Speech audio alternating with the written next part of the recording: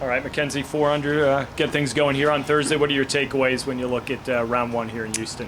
Yeah, lots of great golf. Got off to a nice start, and I watched some of the golf earlier this morning, and I thought the course was playing tough. Like, it was yielding some birdies, but pars were going to be good, and I kind of picked away a few early, and was swinging it nice for the most part. A couple loose shots, but yeah, overall pretty pleased.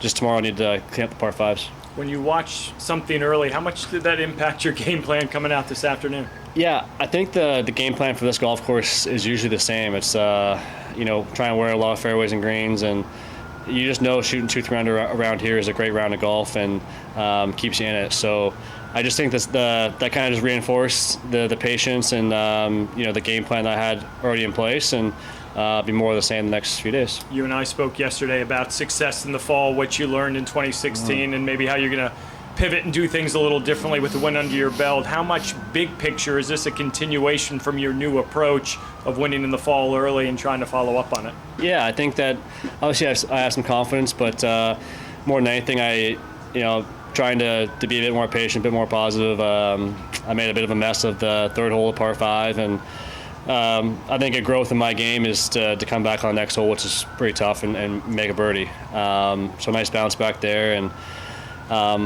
that kind of stuff doesn't happen with a bad attitude. If I had kind of dragged that previous hole to the 4th hole, I might finish that round on a different note. So that stuff is really good to see, and the stuff I'm working on.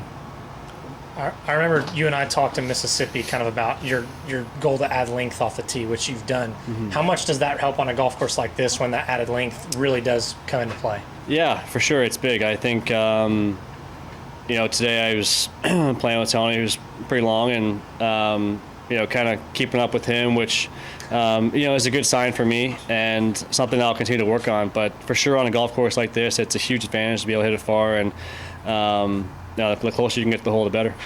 Is it kind of fun when you get in a situation where one of your partners is playing really well? You sort of feed off of each other when that happens? For sure. I think that we made the turn, and a bunch of those guys, Joel and Tony, started to make some birdies there, and I don't know how many Joel made in a row, but it was 3 or 4 at least, and Tony started to roll 3 or 4 in a row, and so yeah, I was just trying to kind of keep pace with those guys, but it's always nice seeing balls go on the hole and guys hitting good shots. It's it's definitely helpful. Perfect. Thanks, guys. Thank you.